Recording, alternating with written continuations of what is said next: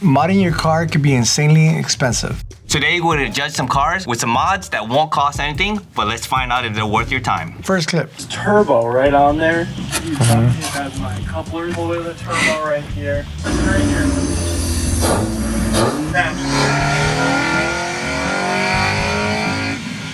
Sounds good. I mean, it really did sound good. But did it work? No, hell no, because you're taking this leaf blower, you're forcing air into an engine, right? Engine needs two things. It needs air and it needs fuel. So you just put air in there, no fuel, that ain't gonna do shit. I bet it sounds good though. It's like back in the day when you just put a fucking big ass pipe and an intake all the way out and you thought you was a shit. Oh, yeah, your ass dyno automatically 10 horsepower. But no, that doesn't do anything. Nothing. But we tried it. I know you tried it. I tried it. Yeah. You know, it sounds good on Civics when it was VTEC. A straight out intake, that was it. It sounded nice. You thought you were jamming out. You're over here like with your boy. Like say you and me are chilling right here and you smash on it and you're going like this, but your boy's over there like... Your boy's off. Like, what the what are you doing? And you're like, what do you mean you don't feel that? You don't feel that? And this was like this, like, no? No? But no, it doesn't work. You need fuel with air to make any more horsepower, but it does sound cool. But is it worth doing just to around? Yeah, it's worth doing. For those that don't know, this is the man, the legend himself, Soupy. Can you tell them, Soupy, a little bit about yourself? I've been doing this automotive stuff for a good long time. I have my own shop. I fabricate cars and build cars. Next clip. Working with what you already got instead of buying the correct parts is what makes cheap mods shine. Like in this next clip.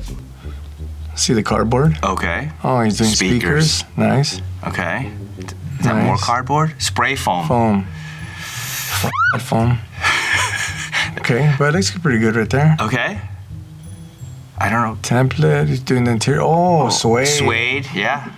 The notorious suede. Oh my God. Did you see all the colors in there? It's Look red, at this. Red, green. This man colorblind for sure. The sound quality on this with the foam, it won't sound as good as fiberglass. To make an audio system sound good, the bass structure has to be rigid because you lose all that energy and vibration through the door panel. So if your door panel was super rigid, you'd have a better sound. That thing's a wet noodle, dude. It's gonna sound like shit. And then I want to know if he prepped the door too. He absolutely did not. No. Did you see the color choices? Did he sway the dash? Yeah, he did. Look at it. Oh. That peel and stick shit. That sucks. So I swayed my Z3. I was like, you know what? Give me some sway. Fuck it. Let's see how it looks. It looked good for the first week. And then it peeled. No, it didn't peel. It changed color. Oh, it turned purple. It went. It looks like it bleaches Oh, hair. It's fucking blonde when it was supposed to be black. And I'm like, what the fuck? I went outside because I left the car sitting there in the sun. Because after I did the sway, I only drove it like 2 days, and I just said, leave it there. And when I come back out, it was blonde. And I'm like, so the car's green. Okay. Okay, and then imagine blonde dash, blonde little side pillars, and I was like, what the f? I can guarantee you that sounded terrible. As soon as he turned it on, probably that door speaker weighed 4,000 pounds. It vibrated everything. Yeah. I mean, it's a good effort, terrible execution. Just, it sucked all around. I give good effort. I'm a ghetto baby too, but I mean. Good from afar, far from good, right? But yeah. This is how you slam your car for $20. We're gonna be slamming it at $100 today. I already know where this is going.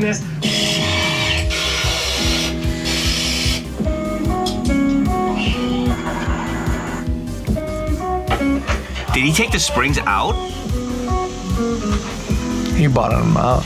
Just put a piece of wood. He took the springs out and then replaced it with hockey pucks, right? Like he took the spring completely out of the car. This man has 2 brain cells and they fight. This is terrible. It looks good though. Sitting there looks good. Yeah, but drive it. I want to see it driving. You know, it's gonna be like this, like. Oh, it's gonna be absolute dog shit to drive.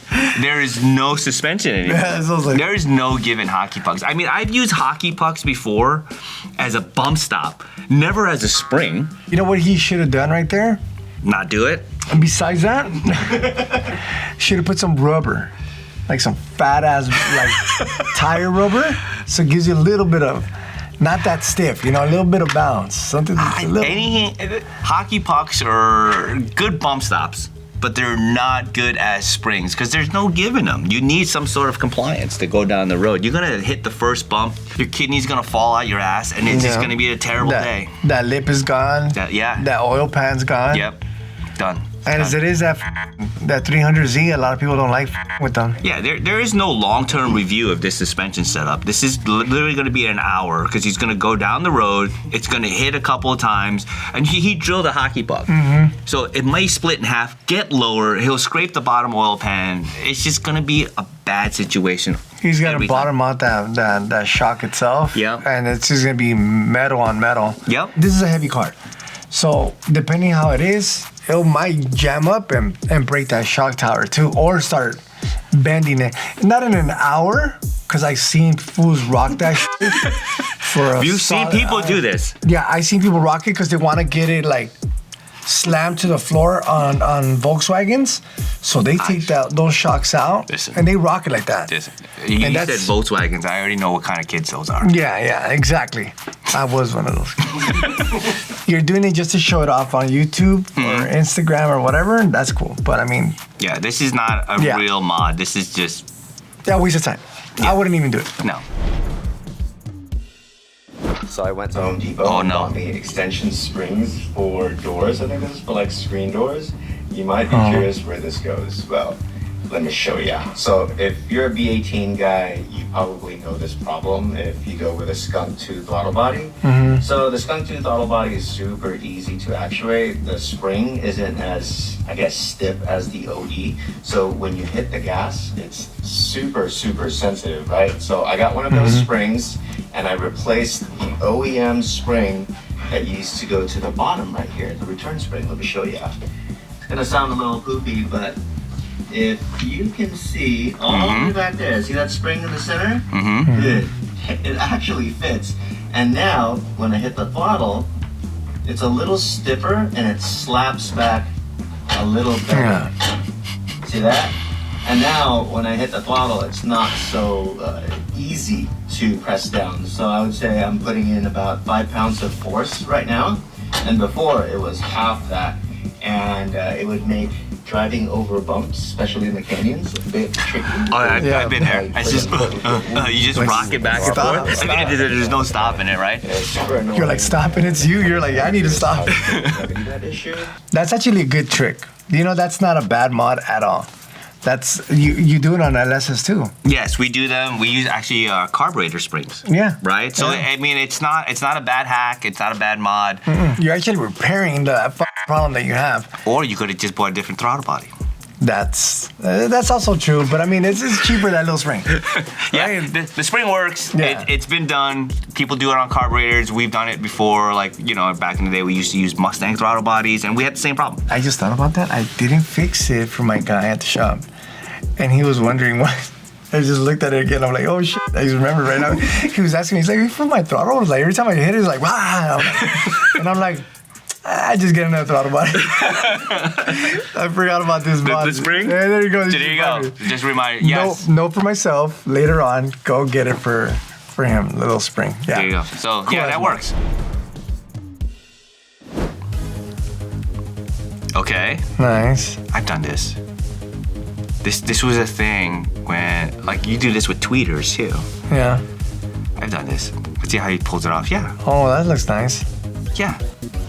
100%. I never done it like with that. I've done it out of fiberglass. No, I've done this. Yeah. This exact thing. Oh, nice. Done right, it looks fantastic. Done wrong, it looks, you know, like you put a piece of PVC in the car. Yeah, we've done this, and for a couple bucks, that works, dude. That's a good cheap mod. Well, I mean, I would have shoved it more back in. Yeah. So it doesn't look like PVC piping, but it looks good. For me, I like the ones right here. Okay. On the side. Okay. That would look nasty, some PVC pipe. Like this, like 1, 2, 3, that would look probably gross. Or maybe if you get creative and you start putting them together. Oh, you get that. You see, look. The PVC pipe in one aisle, you got the spray foam in the other aisle, you shape it up and throw some suede. You get creative, yeah. And then you cover up. Suede hides a lot of sin. So anyway. Yeah, it does. But yeah, the gauges, sometimes you need them. Most of the times, like, if you have 4 gauges on a stock car, you're a dickhead. But if you have a turbo and you need some gauges, Actually, I have fun. but if you have a turbo and you need, boost gauge and air fuel and all this other stuff, yeah, I could see it. I love it when you show up and this guy's got like a boost gauge and it's an all motor car. That's the greatest. You could show up. Don't tell me you did this. You did this.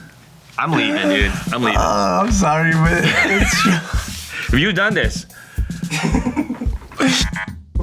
I was in a race. You know the Super AFC, right? You remember that, right? Yeah. Okay. Well, I remember watching the movie from the Fast and Furious, and this fool busts out his little laptop looking cool, So I had a Mitsubishi Stereo, Okay. and I had the Super AFC. And so I wanted to look cool, so I pressed on the buttons, and I f***ed it out. Car didn't run?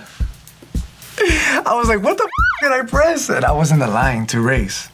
It took off, and I guess I moved something when it came down to the boost, and that car was like, "Ba-ba-ba-ba-ba."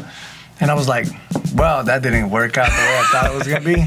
But yeah, I get you. Fuck, that was embarrassing. I'm sorry, that is actually, people can hear that shit. It's embarrassing. I lost to a Mitsubishi 3000 GT. Ooh, the big fat pig. Yeah, that just went like, laters. All-wheel drive too. Poor little stereo of mine. But yes, cheap mod, done right, it will look good. I've done it 100 times. Get creative with it. Couple bucks, yeah, do it. It was cool. If anybody else wants side skirts, I recommend you just going to Home Depot and paying $5 for some rain gutters. These are fiberglass. Yeah. Oh my God. Pretty dang good. No, they don't. Slight modifications. Slight? On here. You can't beat $5 side skirts. Yes, you can. Skyline. Can't keep out on this baby. Looks pretty good though. Are we looking at the same clip, my guy? Visualize it. I'm visualizing. Paint it. Visualize it, paint it already.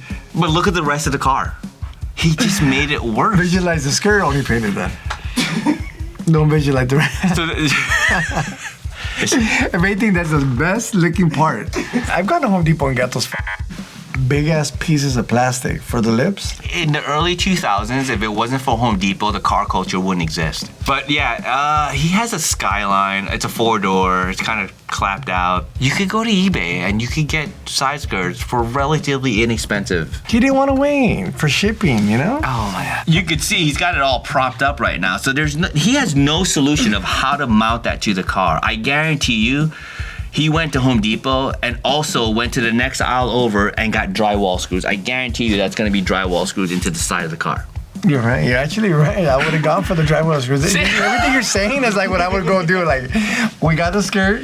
Now let's get some drywall screws.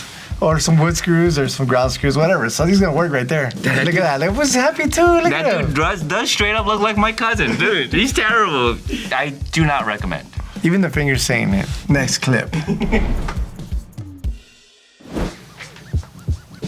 Okay, throw some wood. Ford Fiesta. Nice. Flat panels. Eh. I've done this. Mm-hmm. I actually still have this set on my car. I've done this out of metal. And that's not like, yeah. That's the way I would do it. That's actually the right way to do it. Yeah. So that's that. If you look at an old hot rod or anything, all the door panels are that material. Yeah, and then you just wrap it. So he did well. He did really well. Excellent that job. works. Executed it. OEM fitment. Garrett, Nice. Yep. I have a Land Cruiser that has the same flat door panel and stuff. Yeah, I did the same thing. It works great. I've done it in my 51s. That's the way you just do it. Like, Yeah. piece of cardboard, You throw suede over it. throw some suede over it. Then it changes color. Like, you know, like you know it's gonna change at one point. Doesn't stay gray, black, whatever color you put on suede. But it looks good. Good job. Yeah. Can't complain about that one. This was a phase at one point. I don't know if it was out here, but in New York, everyone plastic dipped their car. Over here too. Was it? Was Yeah, it a phase? I did it on my truck. We gotta stop being friends. I know. I'm sorry. I'm just finding out all sorts of bad stuff. You know, I've been driving this thing for about a week and a half, and I can kind of tell you what I think of Plasti Dip, and I'll tell you this much. I don't like it. So if you're looking right here, you can see just how much it's lifting. It even tore right in this area all on its own. But it depends what year he did this. How old is this video? Smooth. And then there's this.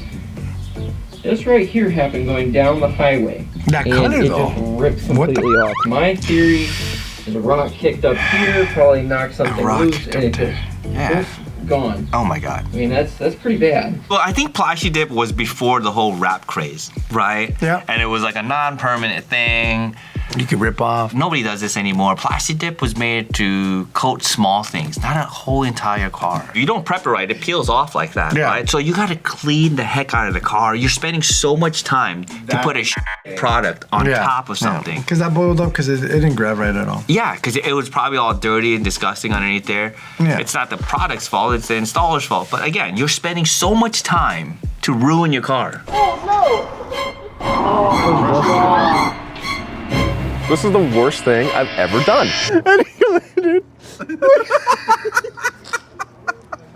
At some spots it would peel like that, and some spots it would stick. Yeah, some spots will stick like a champ. You can take that shit off even if you wanted to. Yeah, so it You was. sell the truck like that even.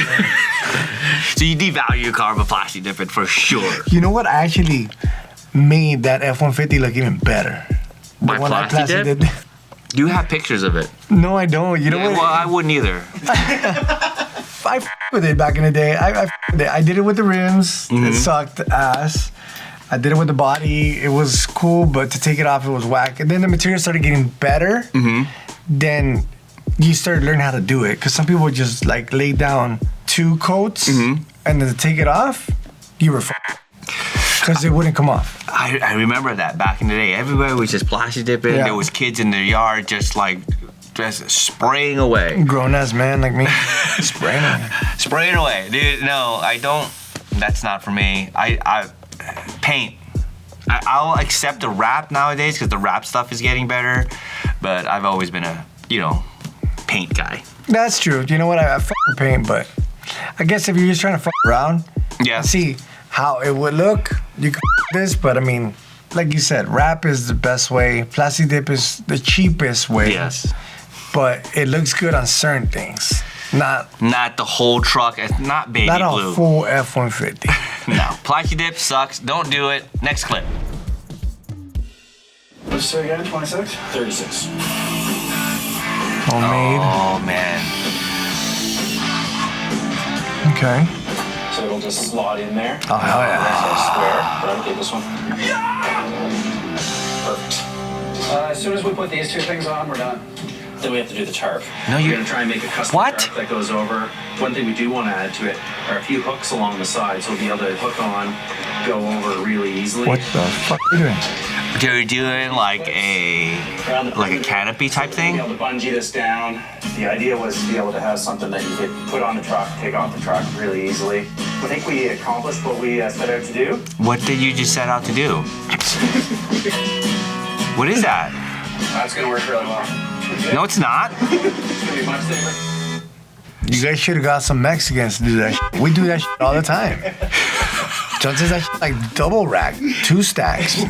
Looks like a 3-story house at one point.